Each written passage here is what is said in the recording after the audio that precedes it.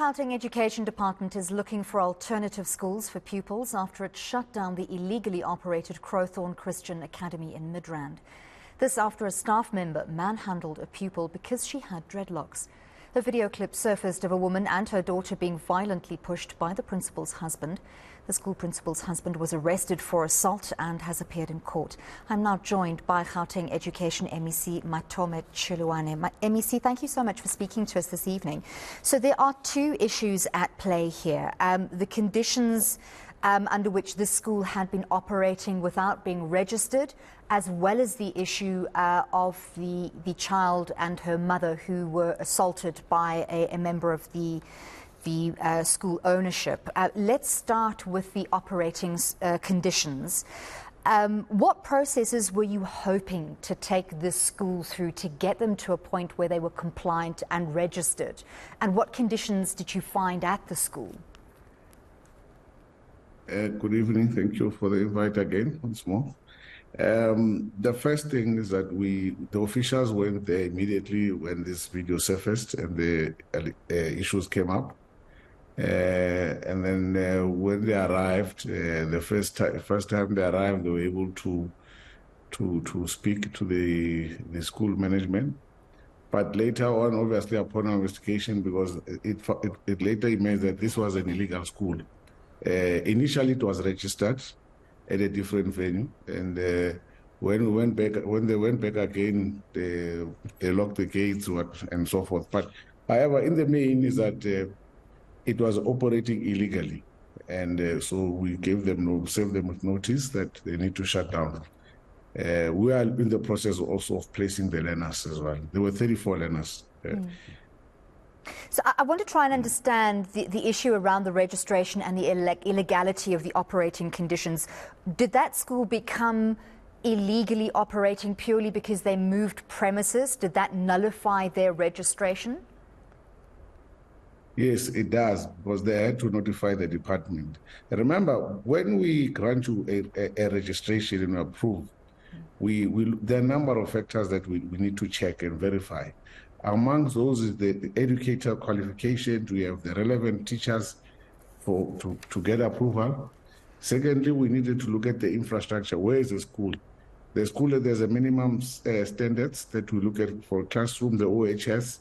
So all of those things are necessary for compliance. So now that we don't know, first of all, they moved, so we don't know the classroom size, the educators, and all of that is required to meet the minimum norms and standards of a classroom and a school. We had to, and also we had to approve their movement as well. Understandably so, and of course refusal to allow access for department officials and police, that's another cause for concern. Can you tell us about the link also between these two factors at play, the fact that the school is illegal and the fact that there was this situation with this one pupil and the dreadlocks, and of course the media furor that followed subsequently, and we've seen protests outside the school. How are those two incidents linked in your mind, and then what is the process of placement of these 34 pupils in alternate schools? Okay, let me begin with the placement, because that is our immediate challenge now. We are dealing with placing the 34 learners, and as placing them, we've also set up a support structure so that we're able to get them incorporated, because we are not even certain that the curriculum that they were providing, the syllabus, were they doing the syllabus that we were providing, the CAPS. So we will be taking the learners through and providing that infrastructure support. With regard to the dreadlocks matter, that is another issue on its own, because obviously dreadlocks are your natural hair. And some schools, remember, there's code of conduct where parents sign in some of the instances. But the way the matter was treated, for instance, there are schools that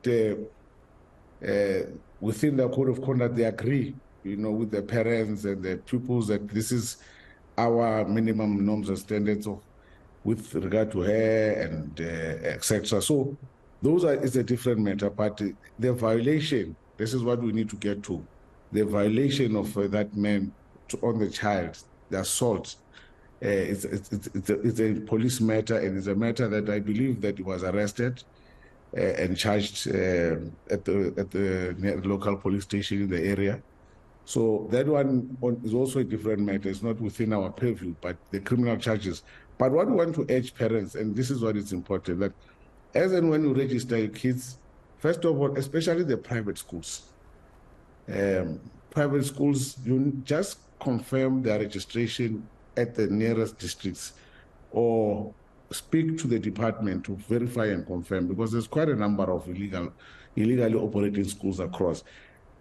So we want to urge parents to confirm so that they know that where they're taking their kids, it is a fully registered school. I mean, the school was charging 5,000 a month. It's a heavy fees for that matter for illegal operating school. And so, yeah, that's in the main that we want to urge as a department, that parents in private schools be careful, come forward and confirm the registration of schools. Is there a way for this particular school to turn things around, to approach the department, to go through the process of being registered again and to make things right? That was our initial intention, that let's come, because remember they were registered before, so they know the compliance process. So in that, we wanted to bring them on board. So how do we assist each other to ensure that you comply as a school? All right. But then obviously it was a different matter. They didn't want to let the officials in to start that process as well. But also remember now, because of the incident, how it happened, it's quite a racist matter. It's a racist incident. You could see that that man was. So they decided to close, not allow officials in. So we had no option but to act and really do what is best in the interest of the learners that were in that school, is to close it and place them. But the intention was to find a way to come forward to register, to assist them to comply so that we can get the necessary approval, because they once complied. So obviously we are in the third term of the school year. It's imperative that pupils are placed as soon as possible. I know this has come upon you relatively unexpectedly. By when do you expect to have those pupils placed in a new learning environment? No, we're currently busy with it. By next week, I'm sure we would have placed all of them. There are 34, so it's not a big number. The important thing is the support beyond placing them in our public schools. Is the support so that they can catch up, because because the school was operating in a manner it was operating, we are not even certain of what they were providing, the curriculum that they were providing there.